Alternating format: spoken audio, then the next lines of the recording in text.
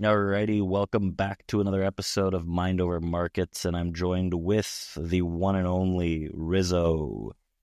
We got the special guest here that's come on the podcast. I really appreciate him coming on. He reached out to me. I put out a post on Twitter and wanted to see who would bite, and I'm glad that he responded because he's one of the best auction market theory traders I have come across, and this is no joke. So I'm really, really excited to talk about not just auction market theory, but getting a real deep dive into his journey as well as how he developed his edge strategy and so on, right? Just a general big background and introducing him to the podcast world, because he also told me that this is actually his first podcast. So why don't you say hi?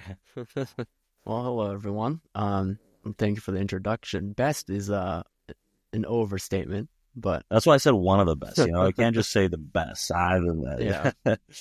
But yeah, I really, really wanted to talk to you about all of that, like everything that comes together with auction market theory, because it's a very similar strategy to what I use, and you are one of the only people that I've seen, right, from a handful of people that does it really well and has done it from what I've seen, actually quite some time. I've been following you on like Twitter. I've seen YouTube videos and whatnot, but this is our actual like first real conversation. Before we get into all that, I think what I would like to know, and what maybe many others that might be listening to this, because I know that you've got a decent following, you're fairly active on socials, I can say. So I would personally like to know a bit more about your background in terms of kind of even just like starting outside of trading. Then we'll get into trading if you have anything to share. I know you're all the way out there, right? You're super, super far from where I'm at. If you wanted to give us a little bit of a breakdown, I think that'd be much appreciated.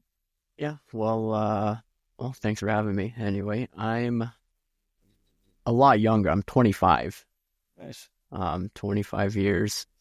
I'm out here in Southern California, so I absolutely love like the timing, in terms of trading the New York session. That's worked out wonderfully. Get to see a little bit of Europe, but anyway, so 25, I got started into investing when I was 12, really young. Yeah. I mean, the only reason was my older brother, who's half brother. His first job out of college was for the Dow Jones as not anything involving markets, but he was a publicist, or a journalist for them. So he'd come home with work stuff, and that was when I first, I guess, caught my eye. And I was just like sort of fascinated with the concept of like putting money somewhere and having it grow. Right. So that was when I was 12. So like every birthday after that, like I'd ask my parents, like, can I have a couple shares of whatnot, IBM, Apple. Like, how did that go? Did they just have like a trust account or something, and they just buy you shares of whatever? Mm-hmm. Yeah, they did not let me have it. Like, I don't even think you're allowed to have one if you're under 18. Yeah, you're not. So I was interested. 12, man, that's crazy. Yeah, so like, each day after school, I'd come home and I'd check them. I was one of those kids. But yeah, so 12, and then a couple of years passed. Like I really didn't do much with like managing. I guess I just kept buying and buying and buying, as much as my parents would give me in allowances and whatnot. So I attribute most of my, I guess, wealth to starting early and just leaving it in equities, right? What were some of the first things that you bought, if you remember? Apple, Oh Microsoft, IBM. IBM was a little bit slow getting started. Yeah. But it's a bunch of those names. Exxon, obviously a bunch of safer havens as well. I wasn't going crazy with like penny stocks or OTCs. I don't think my parents would have let me. Is that, my parents were basically in charge. I'd sort of ask them around, like, should I be buying this? Like, how should I be? Like, I guess, what part of my portfolio should be in riskier assets? What should be in gold? What should be in bonds? And whatnot. So I did that till I was 18. They didn't like, I wanted to start trading intraday I think when I was like 16, 17. They didn't let me until I was 18 and Oh had my wow. own account. So, 18 was when I started uh intraday trading. But So with the stocks that you had in your portfolio, like you were active since you were 12 and you just like kept growing them. By the time you hit 18, did you like have you sold any of them? What's the move there? yeah, I mean, that's sort of like an issue I run into now because I have a couple accounts. Mhm. Um, I don't have those cost bases anymore, right? Yeah. Because I just have been continuously adding. Those I haven't, the core positions I haven't touched. Apple I haven't touched. Microsoft I haven't touched. Uh, a couple other ones, especially like oil. Like I sort of had to beg my parents to let me get out of at least, um, I think it was like 2016, 17. I was like, I need to be getting out of oil. Like this isn't going nowhere. Um, but yeah, the Apple I've been in forever since I essentially started. My cost basis is of course higher. Yeah. But yeah, buy and hold. That's crazy. That's honestly super cool. I'm glad you shared that. So were your parents like in the sphere at all? Did they have any knowledge? Were they there to like give you some guidance, or was it mainly you and your, I guess, what you said, like half brother that were like discussing these Um, things, or were you doing the research primarily? Primarily myself, but my father, he was he's a he's got a CPA, so he knows enough about Okay. saving and financial things to sort of guide me in the right direction. Yeah. Um, Okay. my grandfather was the one that was the investment banker. Oh no way. Um, yeah. Well, I actually never got to meet him. He passed away when I was a couple of months before I was born. But yeah, it was a cool story Well, my father told me. So I feel like that's where I probably get it from. yeah, you got a lineage of just market participants at this point. That's Yeah, crazy. I guess so.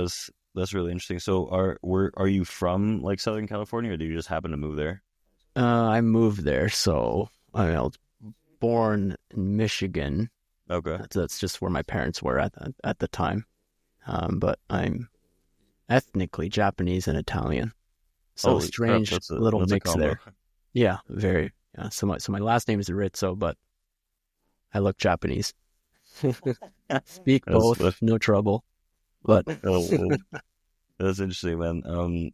So why I ask you where you're originally from, if you're from Southern California, what prompted you to move there for just like trading purposes? Because I don't know, that's an early time zone for the market open. yeah. Oh, okay. Well, I most of my life I grew up in California because that's Oh, where my parents okay, moved. fair So enough. and then when I really started like trading, I was like East Coast.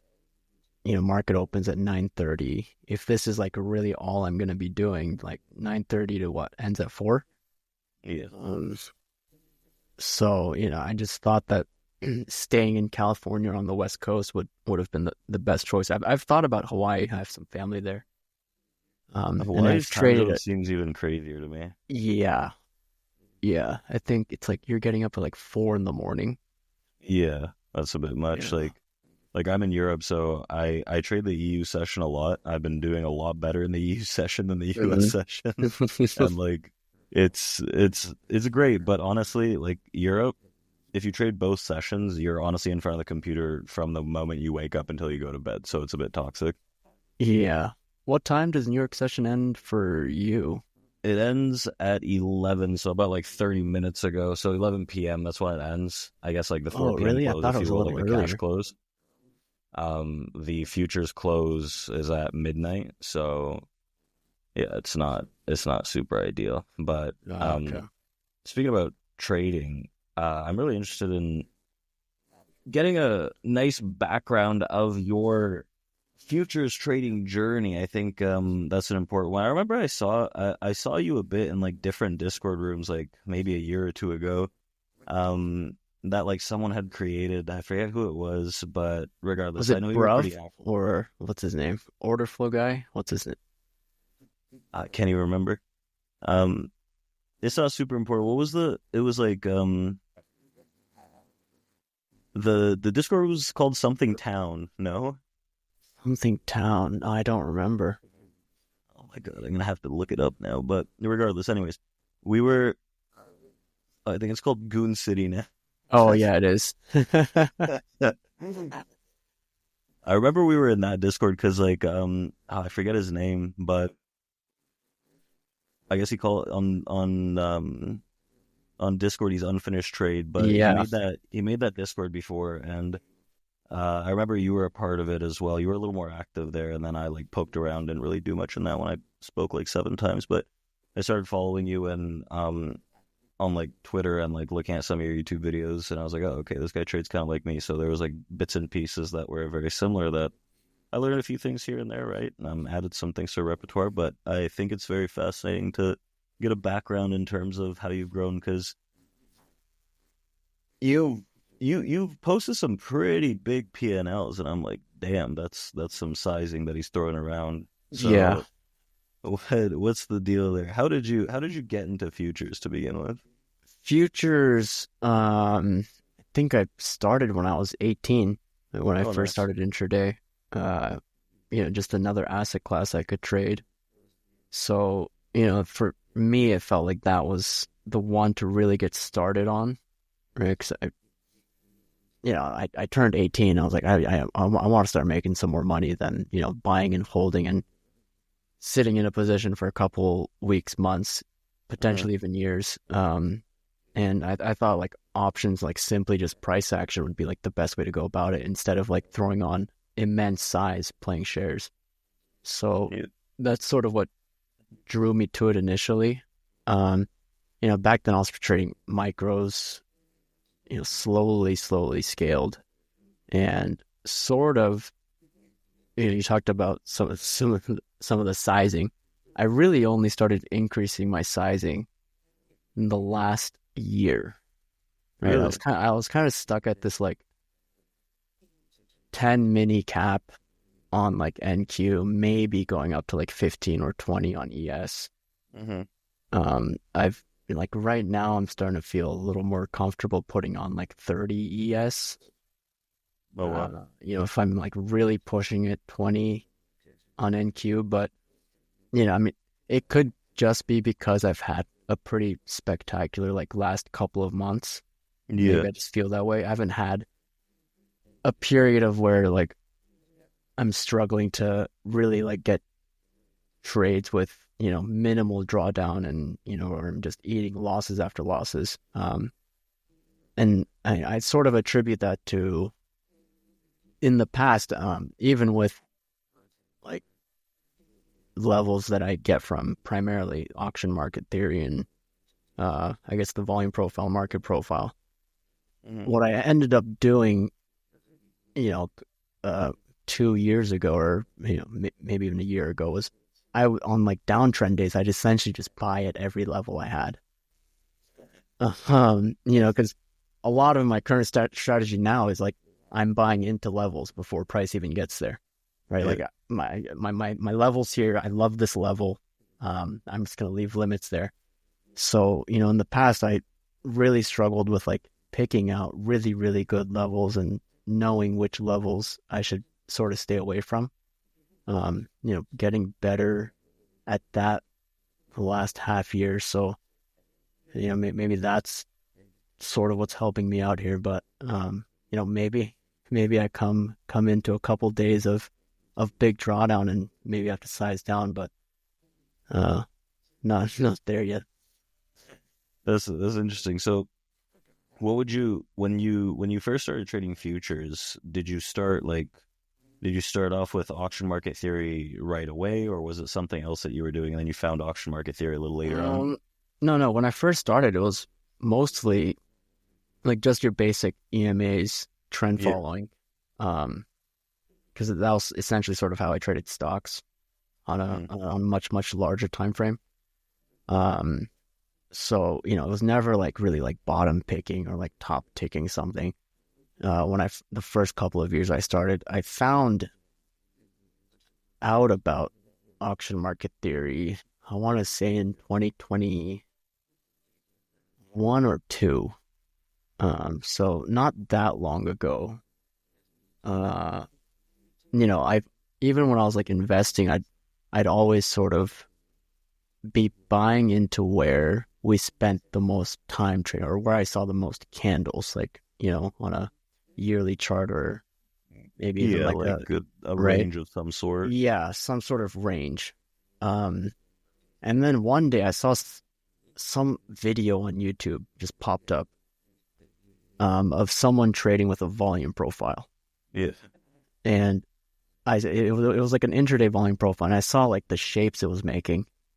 And I was like, okay, this candle's like just bouncing right off of where the most volume's being traded. Yeah. So I saw that and I was like instantly like curious as to what it was. So that's sort of when I did the sort of started the research, found Dalton, Okay. mind over markets, that sort of thing. Yeah, yeah. Uh, but like for me, like a lot of it's like attributed to like back testing, right? Because a lot of these tools you can just go back and put the tools on yourself and go test them out yourself. Hmm. So I did that to begin with. That was sort of where I tried to figure out some concepts by myself. Um, before I sort of started to read Dalton and the entire book and started listening to his lectures. And I soon realized like he reads profile a little differently than sort of how I view it. Yeah. Um, which is a little interesting because I thought like he'd sort of use the profile the same way I had been like sort of back testing this thing, but his approach was a little different.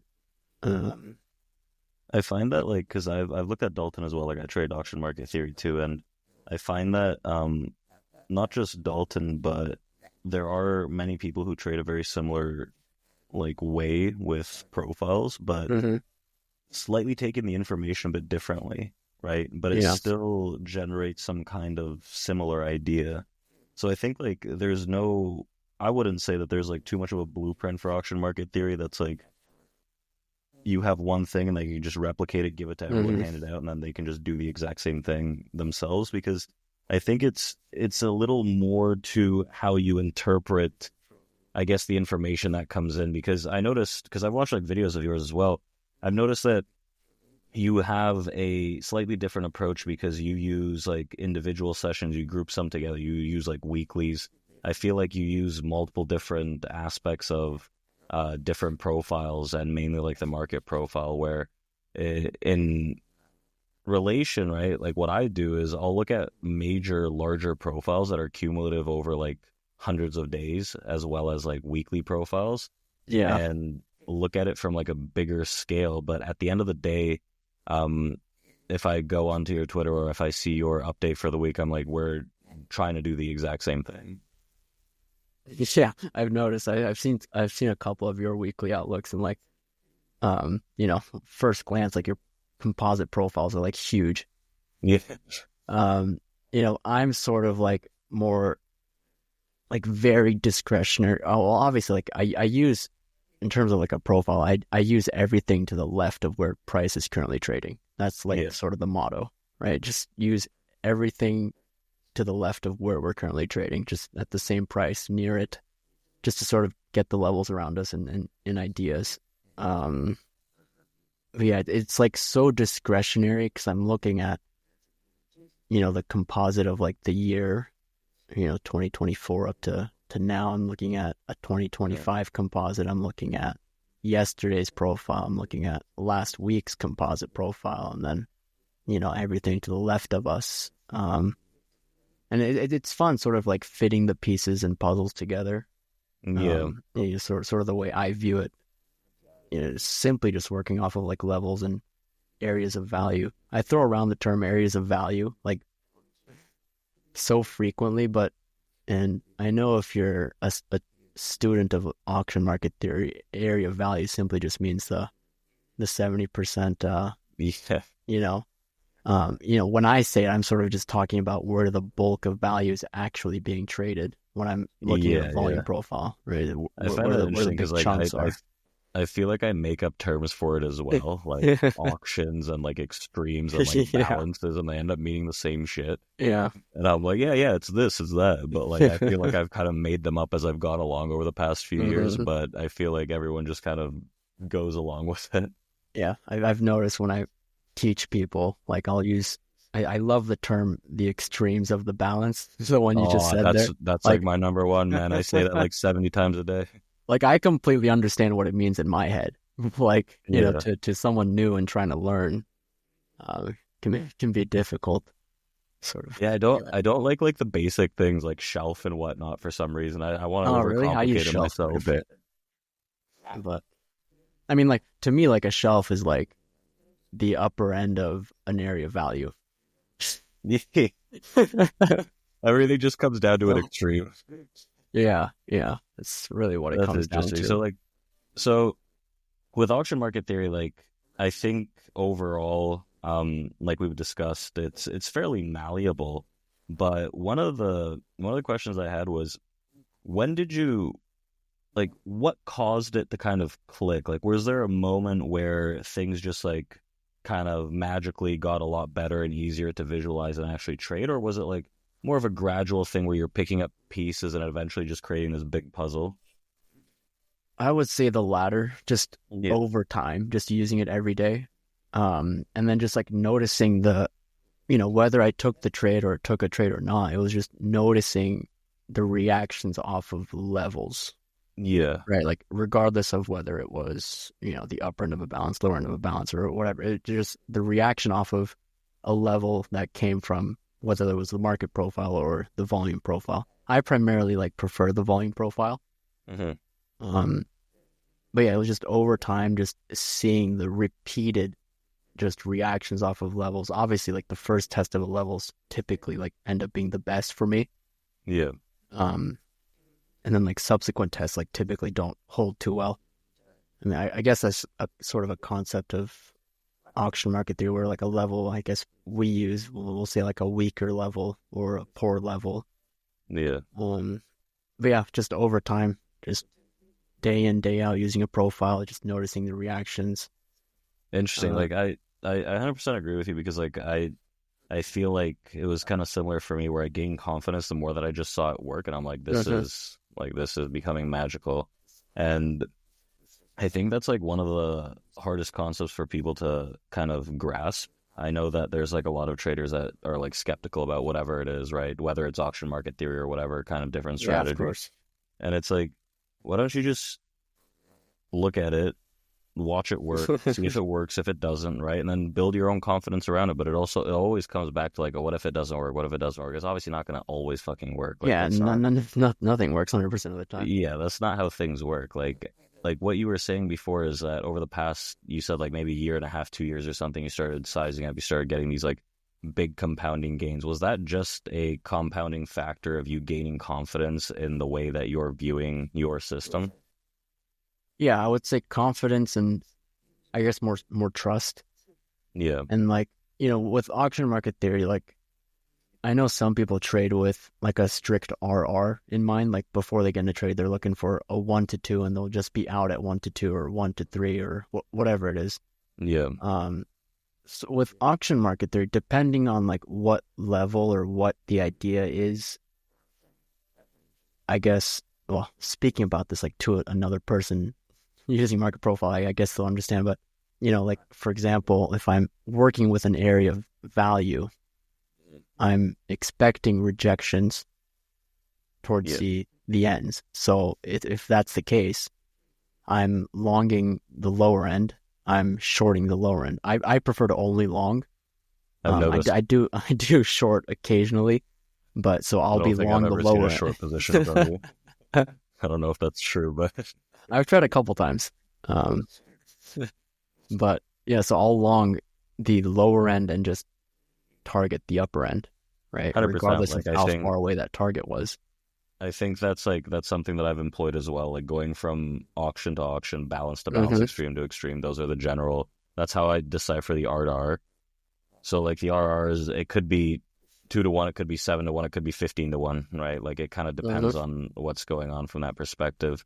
Um, and that's another thing that you bring up, the longing. What's I've noticed that you're primarily on the long side of things, right? Trying to pick up dips or Yeah. continuation moves, whatever the case is. What's the thought process behind I, that? well, when I first started with auction market theory, right, I noticed the levels, noticed the reactions. Um, my issue was I couldn't, right, what I just talked about, like the target. I didn't understand that part of where, like, if we're in a balance, I could target the upper end of the balance.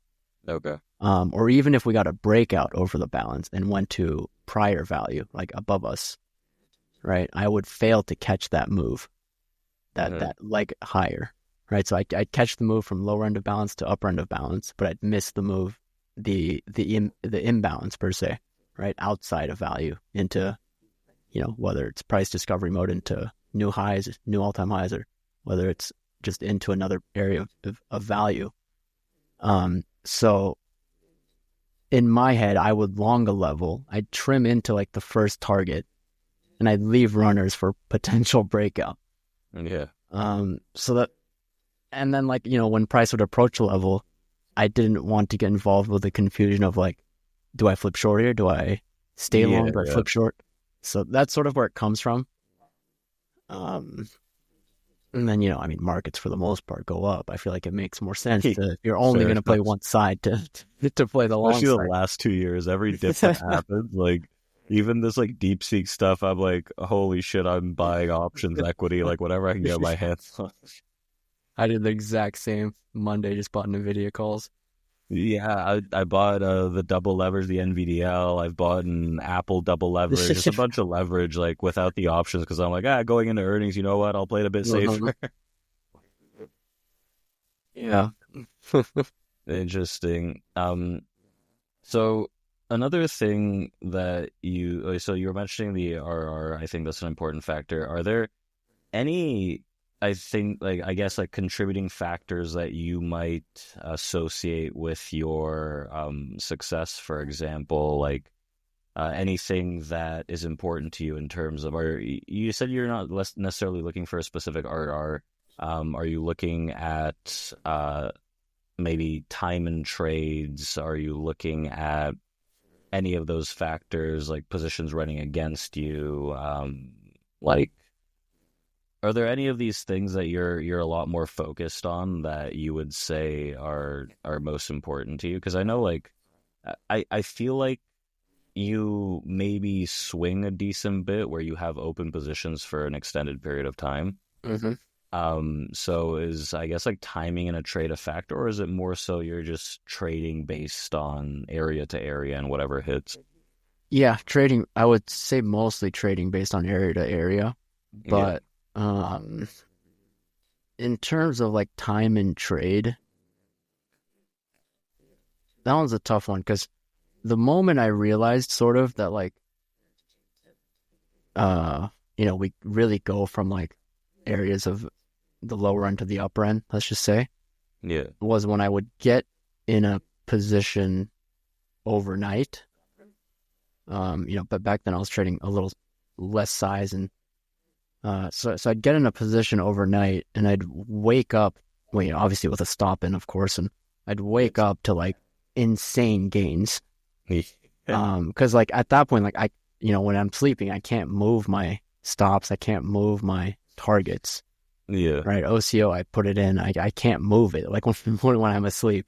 So that I had a couple of those, and that was like a big light bulb moment for me. Yeah. In terms of like taking things level to level, and uh, you know, like right now in the markets, like time in a trade is like can be so different. Like you some days you're getting like 100-point rotations in the Nasdaq in like just a Sure, couple sure. minutes, right? Especially with Trump, recently being Yeah. elected, it's like holy cow, these moves are wild. Um, time and trade I don't attribute to that much. I mean, obviously, like I would say over analyzing is uh, is a big issue. I think is like a big tip. Mhm. I would say because there've been multiple instances where I'll limit long a level that I like. Happened today at the lows on ES actually during FOMC. I got Yeah, in a long and I'm looking at the order flow. Right, I'm not too versed in order flow in that regard, like looking at a DOM or looking at a footprint chart. I'm trying to yeah. get better about it. Um, so I looked at the footprint. And I was like, okay, sellers are really pushing lows. Like this is sort of a tough place for me to look long, but I already got filled, so I took it off for 2 points. But I caught low day. I longed 43 on ES, and I'm staring just at the rest of the FOMC session like, oh, we're up freaking Hey, 40 points from hey, where I God longed, and I damn took it. 2 points just to cut it. So, over analyzing, I think, just stick to a couple things that you really like using. And like just don't overanalyze every single 1 minute candle. I would say is a big one. For sure. I feel like that brings together a few other questions that I've got for you. Um, Number one, not really an order flow trader. I've noticed that too. So like primarily auction market theory. I feel like order flow is a very touchy subject to a degree. Some people swear and Yes. live and die by it, and then others are like, it's complete BS. And like, I think that the information comes at you so fast and Hmm. it rotates so much that, like you said, for people that might overanalyze things, it might be a hindrance. So you've been doing extremely well so far. I've seen you post like some incredible weeks, like six-figure weeks, if not six-figure days. So my question to you is, why even add anything? Yeah, I mean, I think I don't want to say I've mastered the auction market theory. I most definitely haven't because I for the living, I cannot catch shorts. But that's probably what I should focus on next, Yeah, instead probably. of order flow. But um, yeah, I mean, like, you're looking at a footprint or a DOM, and you're seeing a 1 minute candle go up, and you see like some form of sellers come in, and like at that point, like you're sort of enticed to, let's say, close along, right? When it's just like a little bit of a pullback that ultimately ends up going higher. Yeah. Um, I think that's like one of the big confusing factors about like order flow, especially for people that are like trying to like get into it. Because like I started off trading order flow, and then I started adding auction market theory, and like my eyes opened up. But with order flow, I think that a big misconception is that um people look at it at face value, where they see a seller or a buyer, and that triggers a response in their mind. mhm. But it's more so like the story that they build together, like how they react with one another, that gives you a better picture. Because like that might have been a short that's like coming in, or it could have been a passive buyer that just, or if it's a short, they get stuck and get rebid, and Yeah, then we you're never like, know. I'm building confidence. Let's fucking go long. Yeah, I hate it when I'm like trading with someone and like they'll see the big order come in and like they'll instantly assume it's a seller. Yeah, um, I've always wondered how those like 100 lots or anything over 100 gets filled at only one tick. Is that because they're just exchanging hands with someone else? Like, I there must be someone on the other side to fill that order, honestly, because like I saw that on Nasdaq today at the highs, or not the highs of day, but like I guess the FOMC pre-earnings high, where there were like hundreds and hundreds of lots of sellers that were like hammering, uh, like market sell at like 560 on Nasdaq or yeah, something. I think I remember seeing that. Yeah, and I was like, oh my God, and I was long, and I'm like, like I wasn't long from there, but like I looked at it and I was like, oh my God, like this is ridiculous. But like to answer your question, because with Nasdaq, these most recent days, the orders jump, man. Like I tried to fill a short, I think it was yesterday. I got filled, I think 3 or 4 lots out of like 15, and I was like that I wasn't even at the high tick. Like how did I not fill anything almost? Yeah, and then these guys are filling hundreds Yeah, at one so tick. yeah, I honestly don't know. They're flipping hands somehow, but It's yeah, I like think a like prearranged agreement or something. yeah, maybe. Like I think with the order flow topic, it's something I think that's like packaged as like some elite top level, I guess tool, if you will. Hmm. Where in most cases I find that, especially like newer traders that are coming in like 2024, 2025, honestly, they might be better off just like focusing a heavy portion into auction market theory. Like you were saying, you're new to order flow, and like I don't really see any problems that you might be having without it necessarily. Yeah. Yeah. I mean, order flow is like, yeah, I 100 stand by that agreement. Just, I think higher time frame moves are, well, I guess order flow guys can argue differently. I mean, I would say order flow is a lot better for scalping. Yeah, I I think would that's agree with one thing that. I can say. Um, There's ways like because again like I'll use order flow as well, but I can argue for the case for order flow or against it.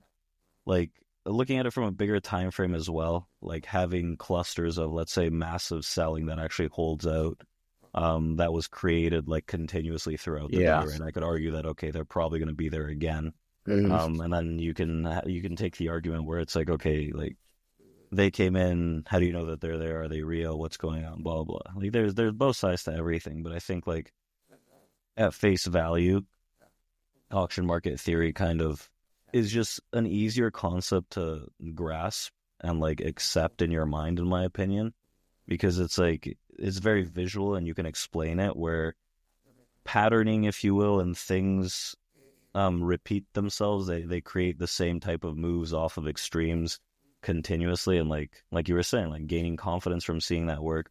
With order flow, I feel like you have to take a bit of discretion with it and understand that things there is like patterning to it, but it's if you're looking for the same thing over and over again, you're gonna drive yourself crazy. Yeah, yeah, I think so. I mean, I don't want, I'm still young. I don't want to frickin' be dying early, just staring at the dom all day, going Yeah, oh man, crazy. I've done that. Like I started off with order flow, like I still trade off the dom, I still use the dom and the footprint, but like I'm 29 and I'm feeling it. I'm like this is like I I'm don't have almost there glasses then. yet. I don't know what the science behind that is, but like man, do my eyes get like my eyes get so tired. The last 2 years I've noticed it. I'm like this cannot be healthy. Oh, really? Yeah, I've it's a always lot told of my parents, thinking. like, I don't believe it. Like I like listen, I'm not saying they're getting worse, but they're noticeably getting tired faster. Mm. Oh, man. I'm almost there. So another thing is like recently, I guess like since 2025, obviously, since almost literally when Trump hit office, everything just started moving like crazy. But it's since like 2025, maybe even into the end of 2024, there has been a slight change in market conditions, right? So Yeah. there's a bit more quicker moves, more erratic. How would you say that your trading style slash strategy either alters or stays the same depending on different market conditions? Um, I would say stays, well, this one's not too big of a change. It's not like the 2022 Yeah, like the period to where like, downside yeah. continuous. Even then I still had pretty good well, 2022 my biggest like winners were actually end of day SPXs, but um even in 2022 when, it was really only downtrending for the most part, with auction market theory, I still had great levels to work with.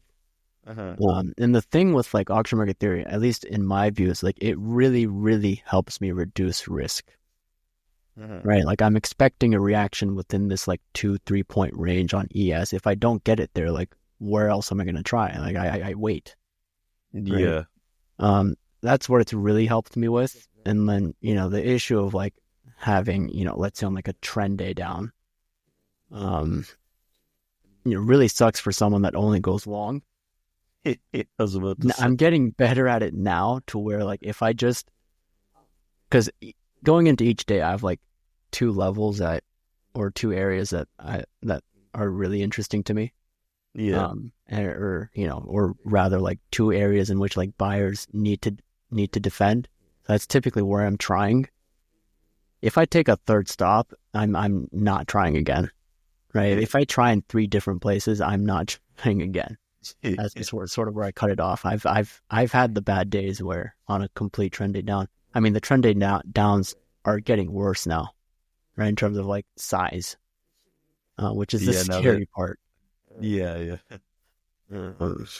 So, I mean, who knows what happens in the next coming months? It's definitely a little scary. I don't want to say scary. It's very, very unpredictable. Just keep your risk tight. And I think for me, what really helped was like context and building a narrative using the profile. Like, if we're to lose this level, like we're back into, let's say, a prior area of value, I'm just not going to diddle in the middle and attempt anything in between. Yeah, exactly. So I think that concept helps a lot.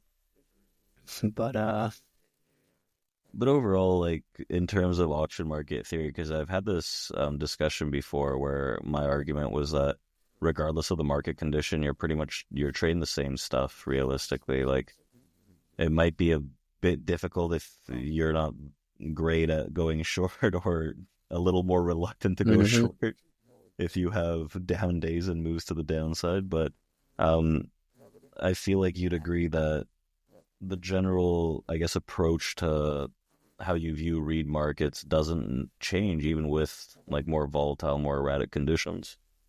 yeah, no, they really don't. I mean, levels are levels at the end of the day, right?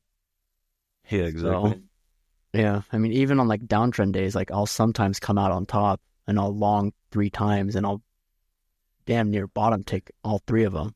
I'm sure you've seen them on Twitter where I'll like, it's a complete downtrend. It's a complete downtrend and I'm long 2 times on ES or something, but I'm bottom taking each little pullback and then just getting stopped runners in profit.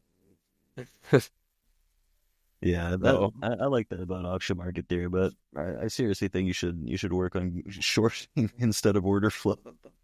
Yeah, I think so. I mean, there are a couple. I actually shorted. My last big short was an over the weekend swing.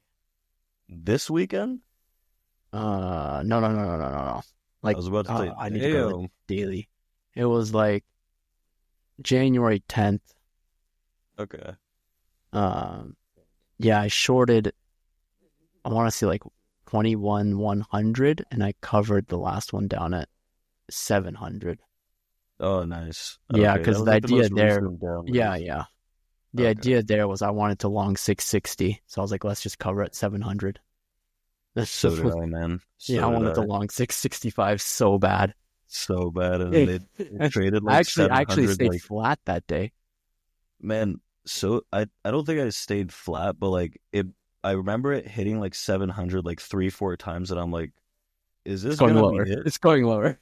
Yeah, and I'm thinking, I'm looking at it, and I'm like, this might be it. Like, if I don't buy this, like, I'm probably fucked. And I didn't buy it, and I'm like, God damn it. Yeah. Yeah, I remember that But yeah, Monday. It like, just tested the same low like 4 times. yeah, because it was the same thing with the S&P. Because like, I'm looking at these auctions, and the S&P, like, I was almost convinced that we'd peak our heads under 5,800. I was like, I was Oh, so yeah. confident in that trade where we'd like dump a little and then rebid it, and I could Yeah. buy it. I was like, I can't wait for this shit. I can't wait. I'll even buy 5,800 just once. Stops like 10 points short of that area, and I'm like, this can't be real. Like this can't. They've held this level every single time over the past. I think it was like 6 months or 5 months since they've traded it. I'm like, Yeah, I know. it's great in a sense because then you get the confidence. You're like, the auction was fucking there. I could have taken it, but at the same time, right? Like the idea kind of creeps in, and sometimes I personally find that I get in my head sometimes where I'm like wanting something to happen based on the auction just to get like a better fill or like whatever it is, and like I'm imagining all this shit in my head, and it just like literally holds the auction to the freaking point, and I'm like, all right, never mind. Yeah, I think that day I wanted to fill down at like 50. The election gap was at 58.13 on ES. but I Yeah, was like, it's gonna go a little lower. I know. I was like, oh, give me oh 05 Yeah, anything. oh 04, oh 04 was I think where I had my limits that night. But and then like you sort of the I had a debate actually with my friend about poor lows on that day. What was your Like, take on that day? Because like I saw them line up on like it wasn't was it the spoos? I don't know, but Nasdaq and the spoos had some pretty crap lows. yeah, it did. That was my take on it. I thought it was going lower, but I So did also I. I was yeah almost convinced. I saw like I the shittiest lows of all time. I was too. But then I told myself as it kept creeping up, like, okay, if I let's say this is the bottom, right? Because we closed the election gap, we got close enough to my NQ level. This is the Yeah, low, right? If this is the low, I'll just get involved on the dip tomorrow. So that I think I made a really really nice trade that day on ES. yeah. Just longing as we traded back to the lower distribution of that day. So like even like as that session's forming, I'm already thinking, okay, tomorrow this is what I'm gonna do, or tonight this is what I'm gonna look for. Right. So Interesting. I think So like, Mhm. what would you? I got a few questions now. So when you're looking at the futures from a swing perspective or the market from a swing perspective, are you just doing it on a futures basis or are you getting involved in like some kind of options? Because like me personally on the futures basis, like I'll try that like I trade a lot on the EU, so like the overnight session, I guess, in the States or whatever, but I'm like you said, as the day is kind of closing out the last few hours, I'm trying to identify where we close so I can look for a position for the overnight session. But if I'm swinging, because I don't really hold like I hold positions fairly okay, but it's rarely over a multitude of different days. So from a swing perspective on futures, for me it's like a day, like I guess like 2 days if Mhm. like you count the overnight, but I prefer more of like options and equities, especially like leverage equities plus options to swing versus me just holding out futures. Do you find yourself holding out futures for like a multitude of days? It really depends on the scenario. Like I think if I had Mm, gotten filled at that low, like mm. 660s on NQ, I knew I was gonna hold that for a couple days. Um, When do you say okay, this is enough or like that's it? I think I would have only taken it. I think the bulk of it to the main target, which in that scenario was that high volume node up at like 21 180. 21. So Oh, okay, that was like okay. Yeah. 500 points, I think. I mean, it did it in like 2 days. Yeah. Um, I'm not gonna get long. Like, I'm not gonna get long there and say, I'm shooting for 2,000 points. I don't have that kind of foresight. Like even when we're trading down there, like I'm still thinking, okay, sellers can step in at 180 and send this down to, much lower. Repair the poor low that never got Yeah, repaired. yeah, exactly. That's what I was So, thinking too. so, like when you're looking at a profile, there's like, I know a lot of people will say like, don't predict but react. Yeah. I like completely disagree with that. I agree with you Yes, you as do well. want like I've heard so many people say it, but it's like I always have like so many scenarios in my head, which is essentially predicting, right? But like, Yeah. at the same time, it's like But I feel like when I'm looking at like auction market theory as a whole and like I'm looking at profiles, what you're kind of doing is an anticipated move. It's a prediction realistically. Mhm. Like I can't just wait for something to happen and then react because I think it's like a buy or it's a sell or whatever the case is. I feel like coming in prepared with that scenario based on auction theory, in my opinion at least, you can have a pretty high degree of confidence of what the direction looks like too. So like I've got the level, I've got the direction. Like that's how I want to continue things. Like Mhm. last night I wanted to sell 6105 on the S&P if we had fake and then we pulled back under it. Right? That was it. My target was 85 and 70. So like that was hours before it actually happened. But with like auction theory, I think at least, right, you can create at least like two high probability scenarios. And like you said you place like limits in. Like I don't think you're waiting for too much of a reaction at that point, right? No, no, not at all. Yeah.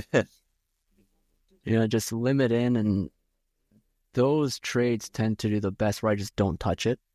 Yeah. Um, you know, when I get in trouble, I don't want to say in trouble, but when I tend to like really take losses is when I react after the fact, like after the move off the level, and I'm looking at a footprint chart or Okay. something, or looking at the DOM, and then I'm getting involved, let's say 3-4 points higher than where my level is on ES. Mhm. And then at that point, I'm saying, I don't want to risk the last pivot low because that's like 7 points, Yeah. right? And then now I'm putting my stop like 3 points under my entry, and then Which is your original entry. yeah, and getting wicked out, right? So I think yesterday during the trend day up happened to me twice on ES, like 65. Uh-huh. Yeah, it wicked me out like at the freaking wick low twice before it freaking ran. Um, What that's a so another you keep bringing up different questions on my end. Stops, right? The risks that you're taking. hmm Are you malleable with stops, or is it kind of more of a hard stop in mind? It Like what I depends mean on is like yeah, go for it. depending on the scenario, like what's the most you'd want to risk stop wise on the S&P, let's say per point. S&P, it typically ends up being around 3 points. That's the most. No, if it's a zone, if I'm scaling into a zone, Yeah. like a 3 point zone, I probably like 5 points from the initial entry. Well, that's really Like, I wouldn't yeah, I'm not gonna say like super tight, but like that's pretty accurate. Like the way like my average stop is like 3.5 to 4 points on the SPOO. So like if I'm swinging or risking, like if I were to do something like you do, I'd be putting like 7, 8, 9. oh, okay. Yeah, I mean, on ES, if it's one level, Yeah, yeah, 3 points, 3 to 4. nice. NQ, it ends up being like 20, 15 to 20. Um, Okay. it gets tricky when it's a zone on NQ Yeah. that I'm watching. Uh, if it's like a 20 point zone, like I typically end up risking like minimum 30 points, Yeah. right? Sometimes even like 50 if I'm sort of kind of moving my stop. But yeah, it's Interesting. a So tricky one. yeah, that's honestly it's like the same. Like I 100% agree with you. Those are pretty much the exact same stops that I use overall. Um And one of the final topics I've had this conversation, I guess, with a lot of people, if you will, but journaling. What is your take on journaling? I actually don't do any journaling, like writing That is stuff down, crazy. and yeah, I mean most of it I just do, I mean I'm staring at the chart all freaking day. Yeah. And maybe a couple hours a night. Uh and sort of at the end of the session, or even when I'm in the trade, like I know what feels good and what doesn't, and like Yeah. sort of my thoughts, or what my thoughts were in my head at that moment or as the trade was going Nice. on. And that's I just sort of just take it in, and just sort of remember that for the most part. I Uh, feel like you might be a special case then because I know a lot of people that just like continuously repeat the same mistakes over and over and over and over again because I feel like you're probably a very present person, especially when you're trading and like um, doing the work realistically. You're very aware of what it is that you're doing in real time, so it might mitigate that. But honestly, like impressive. Honestly, I haven't met someone that's had solid success in the markets that hasn't been journaling pretty actively.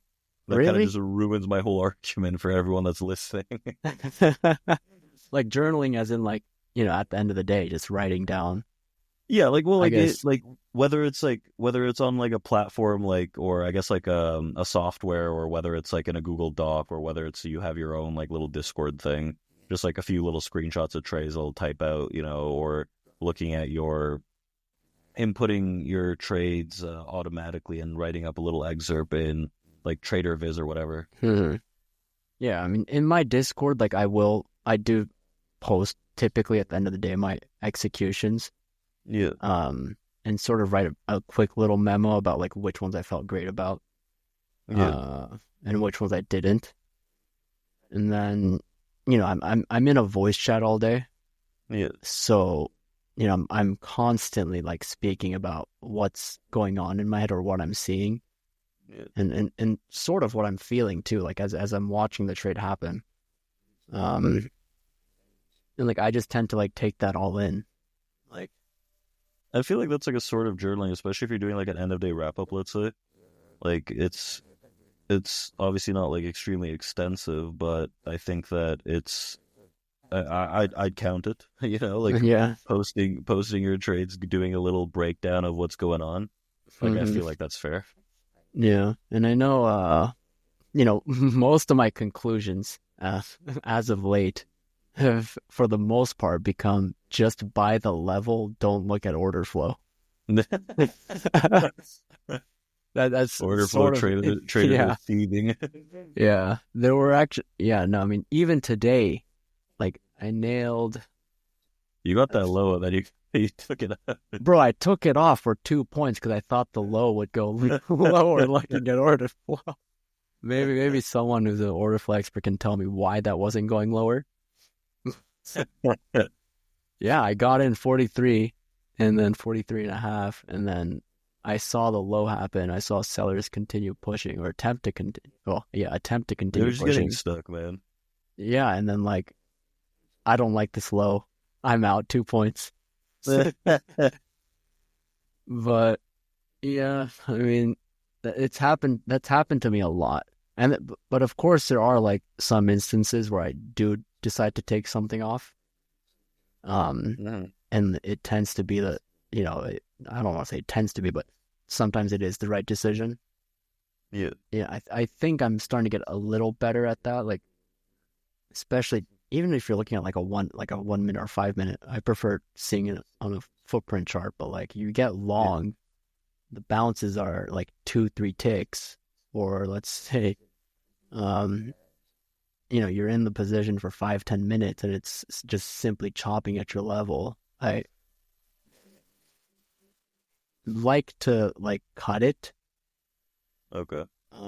The only issue is like sometimes I'm just like, do I just let this hit my stop, or and I guess the thing is like I don't want to be wrong twice. Yeah, And that's like the tough part to get in my head is like if I do cut it and it goes up, oh, I'm wrong twice, right? yeah, Whereas yeah. like I Okay, could I have get been it. green. Um, That's like I honestly when I get into trades, I don't scratch them. I don't touch it. Never No, never. Because like really. yeah, because I've like you said, I've noticed that in the long run, I won't be able to make the right decision the majority of the time. Makes sense. So it's just not worth it for me. Like I used to scratch like when I first started trading futures, this was like 2017, 2018.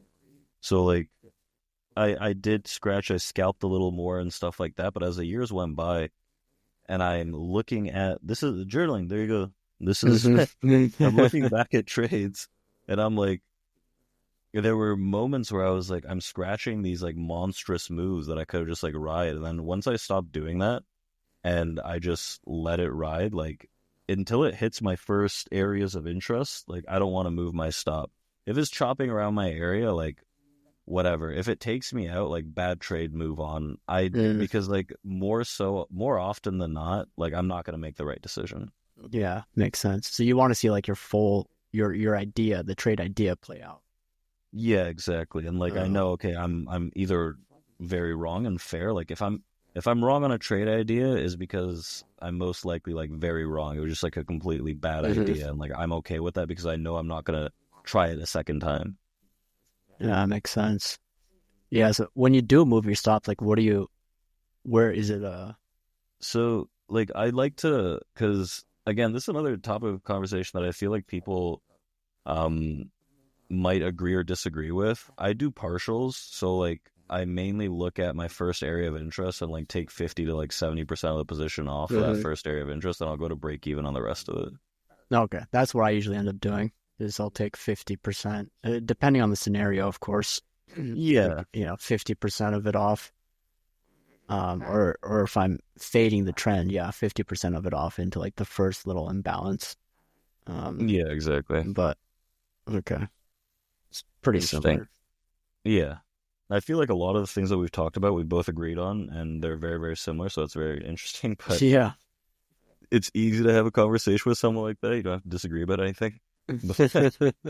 What about, okay, so one last final thought here because we're running up the hour mark, which is totally fine. But um, any tips, tricks, any suggestions for newer traders?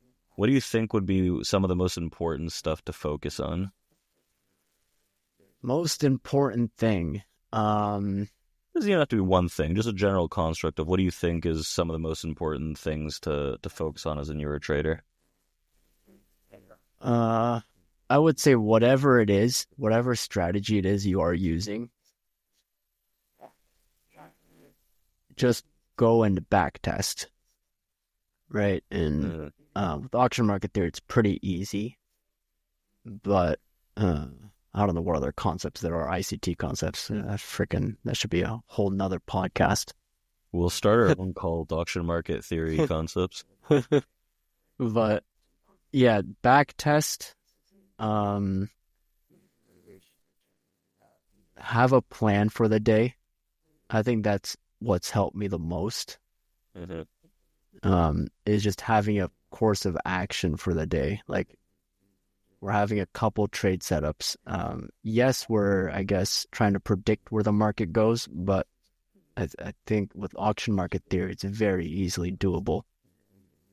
Um, so have a plan, back test. What other ones are there that I? Whatever you think's important, I don't know. I agree with you in general. Like, I feel like to add to the back testing, I think that overall gives a strategy that you're or a system, whatever you want to call it, a decent chance. Like I've noticed like a lot of people flip flop a lot. Mm-hmm. So again, like I do agree if you're gonna try something, back test it, get some information, get a sample size, and then move on if you don't like what you see. Yeah, yeah. Perfect. And final thing here, where can people find you on socials, discords, this and that? Twitter is probably where I'm most active just because I have my phone on me. Rizzo underscore trades.